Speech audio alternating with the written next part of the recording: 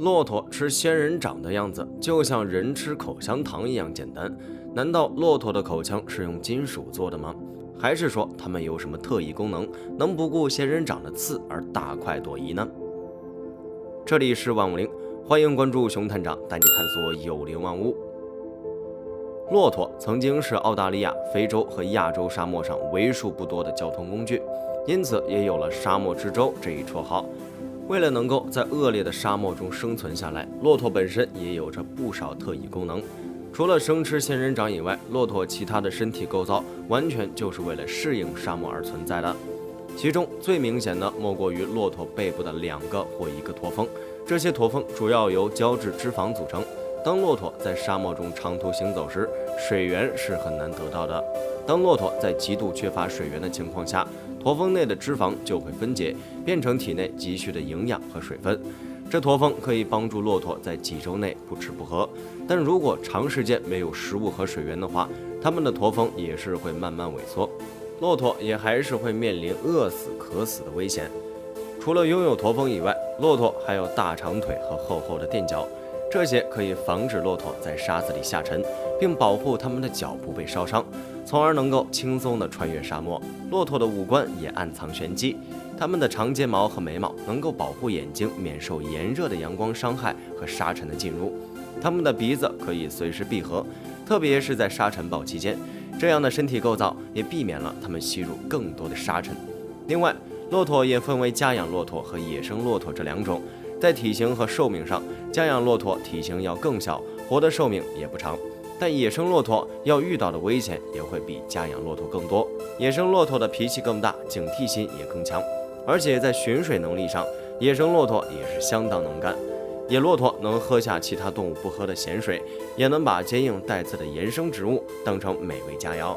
然而令人唏嘘的是，尽管野生骆驼能力要比家养骆驼强上许多，也个个身怀绝技，但还是避免不了它们数量减少的现象。不过，随着我国开始对野生骆驼逐渐重视，它们的现身次数也越来越多了。在今年3月20日，在甘肃安南坝野骆驼国家级自然保护区管护中心，就有工作人员发现2峰野骆驼携带1只幼驼在黄洋沟饮水。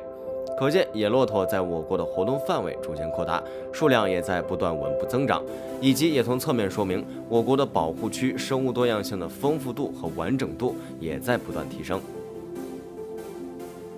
骆驼没有铁齿铜牙，是如何吃掉浑身是刺的仙人掌呢？仙人掌在他们眼中难道是美食佳肴吗？如果你掰开骆驼的口腔，你就会发现骆驼的口腔内部都是密密麻麻凸起来的小肉囊，这些肉囊的主要成分是角质蛋白，跟咱们人类的指甲差不多，因此就算骆驼不慎碰到仙人掌的刺，它们也不会感到疼痛。这些小肉囊还能够抚平仙人掌上坚硬的刺，在咀嚼的时候，这些肉囊就像是手指一样，可以灵活将仙人掌上的刺给顺平，避免这些刺扎入口腔。就像一些人可以灵活吃鱼，并能够顺利用舌头顺出鱼刺一样的道理，吃仙人掌并挑出刺，对于骆驼来说就是小菜一碟。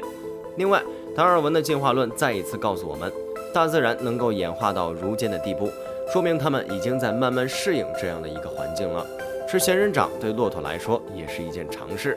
特别是骆驼的胃，在经过这么多年的演变，早已有了一套自己的运作方式。骆驼的胃和牛的胃一样，有着反刍的功能。当它们咬下仙人掌后，先是反复咀嚼后再吞咽下去，吞到自己的瘤胃。骆驼的胃也不是什么普通的胃，它们的胃壁相当厚，足以避免仙人掌的刺扎破自己的胃。等到骆驼将仙人掌吞下去后，骆驼的胃里有可以分解植物纤维的细菌，它们开始发挥自己的作用，对吞下来的食物进行发酵和分解。在这些细菌的作用下，仙人掌坚硬的刺就会软化。再锋利的仙人掌进入骆驼的胃也会被泡软，之后骆驼再把它们从瘤胃里反刍出来，然后细细咀嚼一番，彻底将仙人掌的刺粉碎掉，然后才会吞到负责消化的胃以及肠道里去。就这样，不管仙人掌再怎么厉害，进入骆驼的胃也只能束手无策了。不过，仙人掌真的是骆驼最爱的食物吗？其实并不是。骆驼也不是傻子，如果在有别的更好的食物的情况下，骆驼自然会选择别的更好的食物，而不是充满尖刺的仙人掌。毕竟在干旱的沙漠地区，仙人掌是相对常见的植物，它属于水分丰富的多肉组织。在没有其他植物的情况下，仙人掌算是一种备用食物，但不能说是骆驼的最爱。另外，仙人掌虽然含有水分，但其中也含有某些化学物质和纤维，可能对骆驼的消化系统造成一定的负担。所以，骆驼也不是真的爱吃仙人掌，只是被生活所迫而已。有些骆驼在吃东西的时候会有这样一个奇葩现象，吃着吃着就会吐出一个肉球状物体。不了解情况的人可能会大惊失色，还以为是他们把自己的内脏吐出来了。这倒是说对了一半。这个肉球是骆驼的一个器官，但并不是它们体躯内部，而是属于它口腔内部的一个肉球。这种现象也不是所有的骆驼才会有，而且这种现象只会发生在单峰雄性骆驼身上。一般来说，骆驼出现这样的情况分为两种，一个是骆驼需要用它来消化，另一个则可能是有肿瘤的一个信号。但大部分骆驼都是前者情况。这个肉球是由它们的咽喉和口腔内部的唾液、泡沫和其他分泌物混合而成的。当骆驼吃了像仙人掌这样难以消化的食物时，这个肉球就可以派上用场。它能协助骆驼嘴巴对食物进行处理，从而帮助骆驼进行消化，也避免被刺伤害到。